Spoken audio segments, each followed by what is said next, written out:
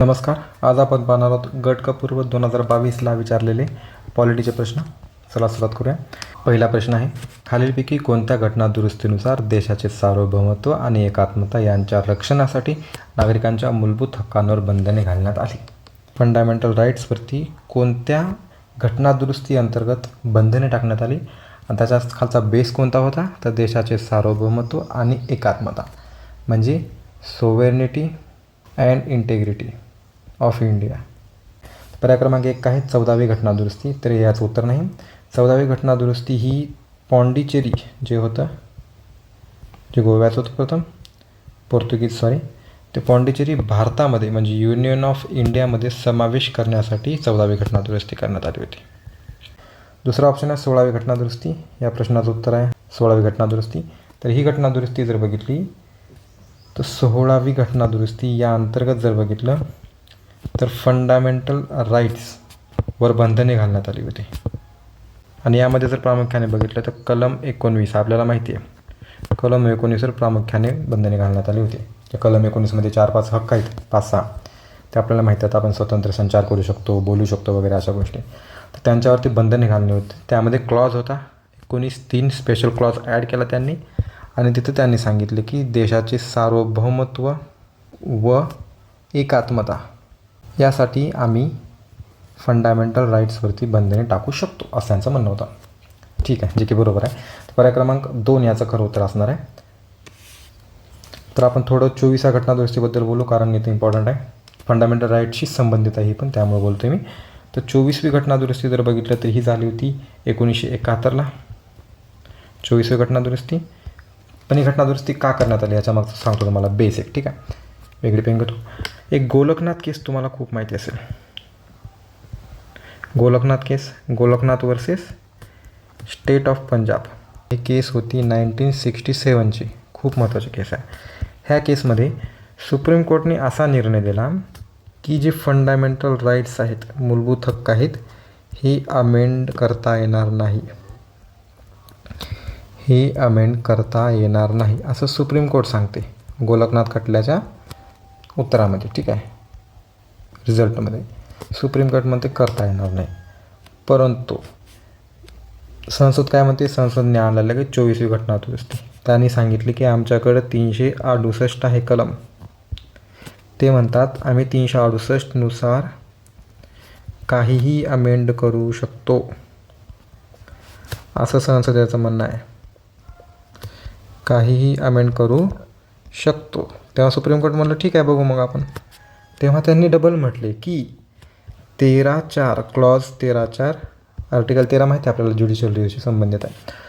आम्ही 368 नुसार केलेली कोणतीही अमेंडमेंट 13(4) नुसार ज्युडिशियल रिव्ह्यू नसणार आहे त्या अमेंडमेंटला, म्हणजे ज्युडिशियल रिव्ह्यू पण करता येणार नाही असं सांगणं होतं 24व्या घटना दुरुस्तीचं.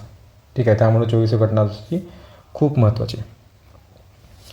ओके, आता 39वी घटना दुरुस्ती जर बघितलं तर ही त्याच्याशी संबंधित होती, जसं जे इलेक्शनशी संबंधित होती.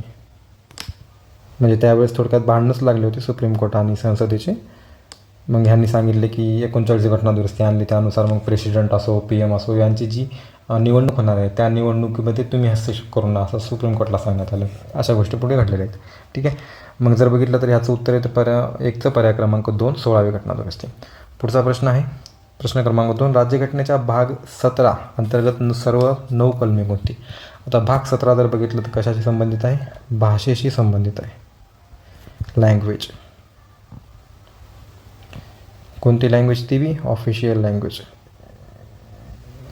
ऑफिशियल लँग्वेज संबंधित आहे भाग 17. यामध्ये जी 9 कलमे येतात ती 9 कलमे आहेत 343 ते 351.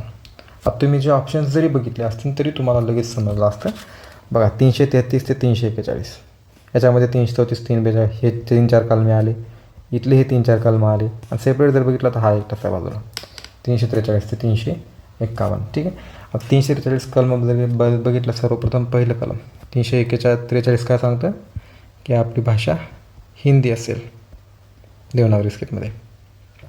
ओके, त्यासोबतच 345 सांगितलं तर हे राज्याला अधिकार आहे त्यांच्या भाषेसाठी.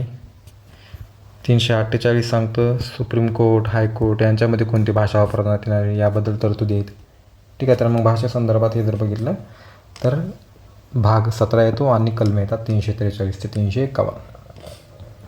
त्याच्यानंतर पुढचा प्रश्न आहे प्रश्न क्रमांक 3. भारताची संविधान सभा बनवण्याची मागणी इंग्रजांनी कोणत्या वर्षी मान्य केली? आता ही जी मागणी आहे संविधान सभा बनवण्याची मागणी ही जर बघितली सर्वप्रथम रेकॉर्ड आपला जर बघितला लिखित तो जर बघितला 1934चा M.N. रॉय यांचा आहे. त्याने सर्वप्रथम मागणी केली असं आपण म्हणू शकतो. ठीक आहे, त्याने सर्वप्रथम मागणी केली. नंतर 1935ला हीच मागणी इंडियन नॅशनल काँग्रेसने उचलून धरली, ती मान्य झाली नाही. नंतर डबल 1938ला जे हरिपुरा अधिवेशन होतं जे सुभाषचंद्र बोस यांच्या अध्यक्षतेखाली होतं त्यामध्ये पण ही जी मागणी आहे ती पुन्हा करण्यात आली. म्हणजे थोडक्यात त्यांना लक्ष करण्यात आले की आम्हाला पाहिजे काय पाहिजे संविधान सभा बनवणार, आम्ही बनवणार. ठीक आहे, भारतीय लोकसंघ संविधान सभा बनवणार हे आम्हाला पाहिजे असं म्हटलं होतं. मग 1939ला बघितलं तर वर्ल्ड वॉर सुरू झालं. हो, मग ही जी मागणी आहे संविधान सभा मागण्याची या वर्ल्ड वॉरमध्ये भारताचं सहकार्य पाहिजे होतं ब्रिटिशांना.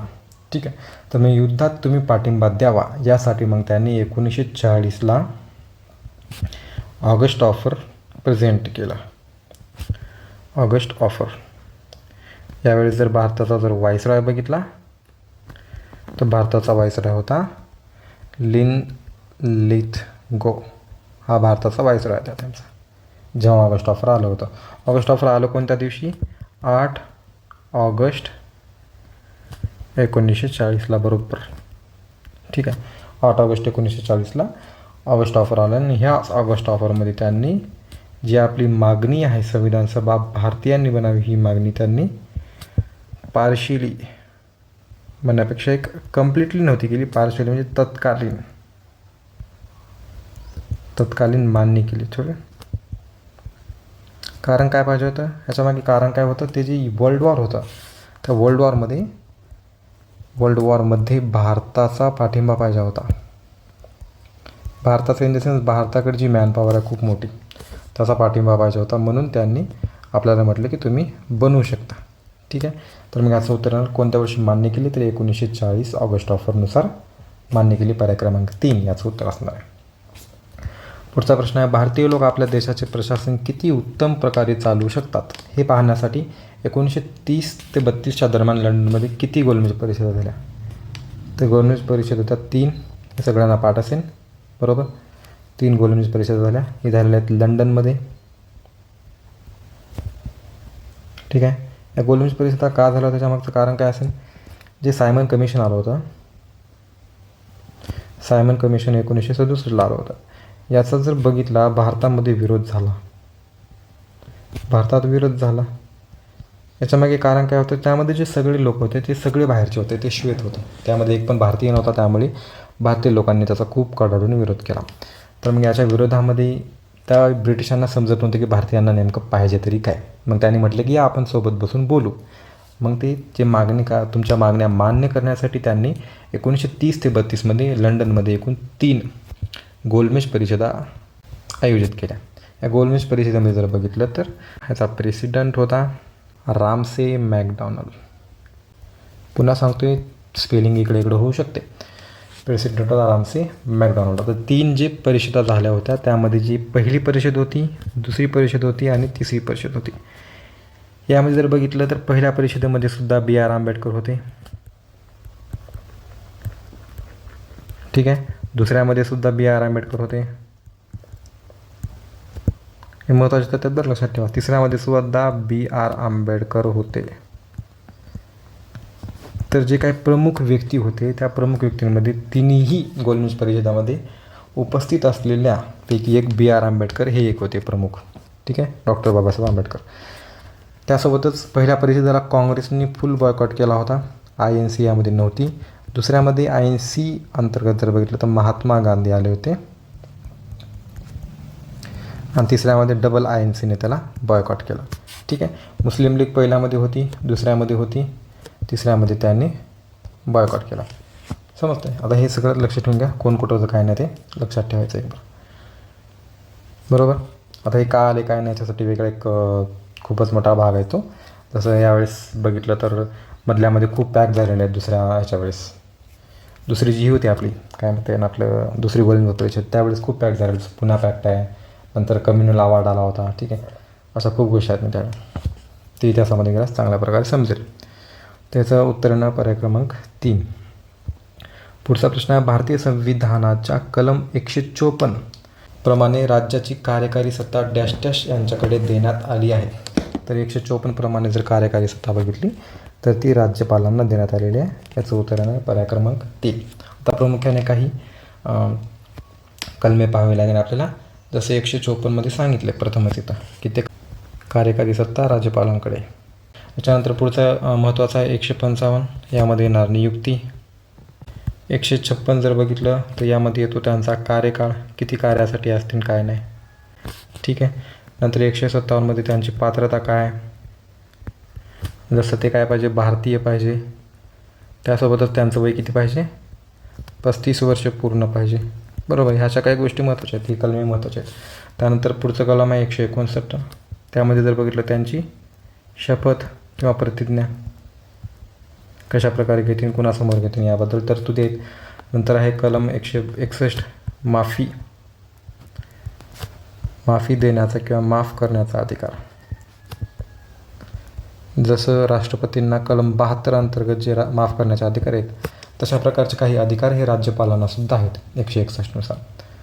ठीक आहे. आता मंत्रिमंडळाच्या संबंधित काही बघितलं तर 164 कलम आहे. हे सगळे कलमे लक्षात ठेवणं खूप महत्त्वाचं आहे.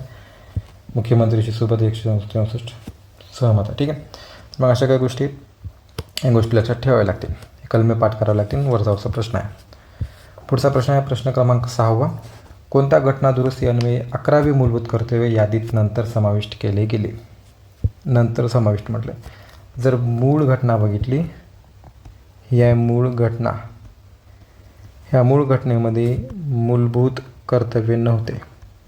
हे मूलभूत कर्तव्य जर बघितले तर स्वर्ण सिंग समिती या समितीच्या शिफारशीवर जर बघितलं तर 42वी घटना दुरुस्ती 1976ला घटनेत समाविष्ट करण्यात आले. ठीक आहे, घटनेत समाविष्ट. आता हे समाविष्ट करण्यात आले, कुठं समाविष्ट करण्यात आले तर यासाठी एक स्पेशल आर्टिकल होतं, आर्टिकल 51A, आणि यासाठी स्पेशल भाग आहे भाग 4A, आणि हे कलम 51A या अंतर्गत जर बघितलं तर हे मूलभूत कर्तव्ये टाकण्यात आलेली आहेत. आणि ह्यामध्ये जर बघितलं तर 51A मध्ये जर बघितलं तर हे 42वी घटना दुरुस्ती झाली होती. या अंतर्गत एकूण 10 टाकण्यात आले होते. 10 मूलभूत कर्तव्ये होती. आणि ही जी 11वी मूलभूत कर्तव्य आहे ही 86वी घटना दुरुस्ती 2002नुसार टाकण्यात आलेली आहे. तर त्याचं उत्तर येईल पर्याय क्रमांक 4. किती 86वी घटना दुरुस्ती 2002नुसार. आणखी काही गोष्टी झाल्यात जसे ही टाकण्यात आलेले 11वी मूलभूत कर्तव्य. त्यासोबतच या घटना दुरुस्तीनुसार आर्टिकल 21A ॲड करण्यात आला आपल्या संविधानात, ज्यानुसार जर बघितलं तर जे लहान लेकरं आहेत 0 ते 14मधले त्यांचं जे शिक्षण आहे हे शिक्षण त्यांचा मूलभूत हक्क बनवण्यात आले. यापूर्वी एक मूलभूत कर्तव्य होतं आर्टिकल 45नुसार. आर्टिकलचे 45 होतं. यानुसार प्रत्येक पालकाचं कर्तव्य होते की त्यांना 14व्या वर्षापर्यंत त्यांच्या मुलांना शिक्षण द्यायला पाहिजे. परंतु कर्तव्य काही ज्युडिशिएबल नाही आहेत, न्यायप्रविष्ट नाही आहेत, त्यामुळे कोणी तेवढं सिरियस घेत नाही. म्हणजे फंडामेंटल आहे, मूलभूत हक्क हे न्यायप्रविष्ट आहेत. जर एखाद्याला वाटलं माझ्या मूलभूत हक्कांचं उल्लंघन होत आहे तर ते कोर्टात जाऊ शकतं. त्यामुळे मग ही जी महत्त्वाची गोष्ट आहे मूलभूत हक्क बनवण्यात आलं 0 ते 14 वर्षांच्या मुलांना आर्टिकल 21A अंतर्गत. आणि 45मध्ये जी तरतूद होती थोडी चेंज करण्यात आली. कलम 45मध्ये बदल करण्यात आला 86वी घटना 2002नुसार. ठीक आहे. तर मग 11वी मूलभूत कर्तव्य कधी समाविष्ट करण्यात आले 86वी घटना दुरुस्ती. पर्याय क्रमांक 4चं उत्तर. खालीलपैकी कोणते काम ग्रामसेवकाचे नाही. ग्रामपंचायतीच्या निधीचा योग्य वापर करणे, हो आहे काम तसं. ग्रामसभेचा अहवाल तयार करणे, हो हे पण आहे. शासनाने निर्धारित केलेल्या विविध करांची वसुली करणे, हे काय प्रामुख्याने त्यांचं काम येत नाही परंतु ते पण करतात. ठीक आहे. याचं उत्तर आहे पर्याय क्रमांक 4, यापैकी नाही. ठीक आहे. तर मग याच्यानंतर पुढचा प्रश्न येतो प्रश्न क्रमांक 8. कोणत्या समितीच्या शिफारशीनुसार मूलभूत कर्तव्यांचा समावेश करण्यात आला? आताच आपण बघितल्यावर सोन सिंग समिती 42वी घटना दुरुस्ती 1976नुसार मूलभूत कर्तव्य टाकण्यात आले. 42वी घटना दुरुस्ती 1976नुसार 10 आले. 86वी घटना दुरुस्ती 2002नुसार 1 आलं. म्हणजे टोटल 11 मूलभूत कर्तव्य आज आहेत. पुढचा प्रश्न आहे, भारतीय राज्यघटनेच्या कलम 243 मध्ये काय देण्यात आले असते विचारले. ठीक आहे. प्रमाणे प्रत्येक ग्रामपंचायतीत त्या वेळी अंमलात असलेल्या कोणत्याही कायद्यान्वये ती तत्पूर्वीच विसर्जित झाली नसेल तर डॅश डॅश 5 वर्षापर्यंत ते अस्तित्वात राहील. केव्हापासून? 5 वर्षापर्यंत असं त्याने विचारलं आहे. म्हणजे थोडक्यात जी ग्रामपंचायत आहे, ग्रामपंचायतीचं विसर्जन कधी होईल हे विचारण्यात आलेलं आहे आर्टिकल 243 नुसार. तर पाहू ऑप्शन्स. निवडणूक निकाल जाहीर झालेल्या दिनांकापासून. निवडणूक निकाल जरी जाहीर झाला तरी त्याने कार्यभार हातात थोडी घेतलेला आहे, नाही ना. जेव्हा त्यांची पहिली मीटिंग होईल तेव्हापासून ते पकडलं जातं, हे आपण वाचलं असेल बरोबर. निवडणुका जाहीर झालेल्या दिनांकापासून, हे पण चुकीचं आहे. जिंकणार कोण हे माहीतच नाही ना. जाहीर झालेल्या दिनांकापासून कसं ग्रामपंचायत सुरू होईल. तिसरं आहे, तिच्या निवडणुकीनंतरच्या पहिल्या बैठकीकरता नियत केलेल्या दिनांकापासून. चौथा आहे, पंचायत निवडणुकीच्या नंतर सुरू होणाऱ्या पहिल्या आर्थिक वर्षापासून, हे पण चुकीचं आहे. पर्याय क्रमांक 3 याचं उत्तर येणार आहे. जी पहिली बैठक झाली त्यांची, त्या पहिल्या बैठकीपासून ते 5 वर्ष पकडण्यात येतं. ठीक आहे. पुढचा प्रश्न आहे प्रश्न क्रमांक 10वा आणि अखेरचा प्रश्न. ही 2 यादी देण्यात आलेले जे आपले जोडायला लावायचे आहेत. सर्वप्रथम जर बघितलं, बंदी प्रत्यक्षीकरण, परमादेश, अधिकारपच्छ आणि उत्प्रेक्षण, हे जे आपले फंडामेंटल राईट्स आपले आहेत, त्या फंडामेंटल राईट्सचं जर उल्लंघन झालं तर या अंतर्गत आपण सुप्रीम कोर्टकडे जाऊ शकतो. कशानुसार? कलम 32 नुसार. आणि याच्याच अंतर्गत आपण हायकोर्टकडे सुद्धा जाऊ शकतो, कलम 226 नुसार. हे लक्षात ठेवायचं. आणि ह्यांच्या दोघांमधले जर अधिकार पाहिले तर सुप्रीम कोर्टपेक्षा हायकोर्टचे जे अधिकार आहेत ते वरचे आहेत. म्हणजे जास्त अधिकार म्हणता येईल यांना, वरचे म्हणण्यापेक्षा जास्त अधिकार आहेत. ठीक आहे. सर्वप्रथम बघू आपण, खटला कनिष्ठ न्यायालयाकडून वरिष्ठ न्यायालयाकडे हस्तांतरित करणे. तर याचं येतं उत्प्रेक्षण, ज्याला म्हणतात सरसिओरी. ठीक आहे. सरसिओरी अंतर्गत हे येतं खटला कनिष्ठ न्यायालयाकडून वरिष्ठ न्यायालयाकडे हस्तांतरित करणे. म्हणजे एखादी काम जर कनिष्ठ न्यायालयाच्या अधिकाराबाहेर असेल आणि आज ते करत असेल तर त्याच्याकडून वरिष्ठ न्यायालय ती गोष्ट आपल्याकडं हस्तांतरित करून घेते, त्याला म्हणतात सरशिओरी म्हणजे उत्प्रेक्षण. दुसरं आहे पदाची कायदेशीरता तपासणे. हे येतं अधिकार प्रश्नामध्ये, क्यू वॉरंटो म्हणतात त्याला. पदाची कायदेशीरता तपासणे म्हणजे तुला अधिकार तरी आहे का या पदावर बसण्याचा, समजते? तुला ह्या पदावर बसण्याचा अधिकार तरी आहे का, हे अधिकार प्रश्न पाहतं. ठीक आहे. ह्याला इंग्लिशमध्ये म्हणतात क्यू वॉरंटो. तिसरं जर बघितलं, अधिकाऱ्यास कार्य करण्याचा आदेश देणे. आदेश समजता तुम्हाला? आदेश इथं आहे परमादेश, याला म्हणतात मॅन्डॅमस. कुणालाही कार्य करण्याचा अधिकार देणे म्हणजे मॅन्डॅमस. हे कोण देऊ शकतं? ऑफिशियलच देऊ शकतात, आपण नाही आदेश देऊ शकत. ऑफिशियल लोक त्यांच्यावरचे देत असतील त्यांना. ठीक आहे. किंवा सुप्रीम कोर्ट वगैरे, सुप्रीम कोर्टच देणार आहे नॉर्मली, कारण आपण सुप्रीम कोर्टकडे चाललो आहे, हायकोर्टकडे चाललो आहे. ते देतील अधिकाऱ्यास कार्य करण्याचा आदेश. त्याच्यानंतर चौथं बघितलं, अटकेची कायदेशीरता तपासणे. तर बंदी प्रत्यक्षीकरण. एखाद्याला जर तुम्ही बंदी केलं, त्याला हिबस काबस बंदी केलं तर त्याला काही कालावधी अंतर्गत सुप्रीम कोर्ट किंवा कोर्टासमोर न्यायला पाहिजे, मॅजिस्ट्रेटसमोर दाखवण्यासाठी. तर अटकेची कायदेशीरता तपासणे, तुम्ही ह्याला अटक केलं ते बरोबर आहे की नाही हे तपासणं, हे येतं बंदी प्रत्यक्षीकरणमध्ये. ठीक आहे. येतं बंदी प्रत्यक्षीकरण. आणि अधिकाऱ्यास आदेश देणे हे ते परमादेशमध्ये. तर काय, एचं 4 सीचं 2 आलं आहे. ठीक आहे. एचं 4 सीचं 2 येत आहे. एचं 4 सीचं 2, बीचं 3 आणि डीचं 1. तर पर्याय क्रमांक 2 याचा करेक्ट उत्तर येणार आहे, डीचं 1. बरोबर. ठीक. तर मग आशा करतो अशा प्रकारे तुम्हाला ही पॉलिटीचे 10 प्रश्न समजले असतील. तर मग अशा प्रकारे आपण पॉलिटीचे 10 प्रश्न पाहिलेले आहेत. आशा करतो तुम्हाला हे समजले असतील. जर खरंच तुम्हाला व्हिडिओची मदत होत असेल तर प्लीज लाईक, शेअर आणि सबस्क्राईब करा. याची PDF तुम्हाला MPSC या टेलिग्राम चॅनलवर भेटून जाईल, तिथून तुम्ही डाउनलोड करू शकता.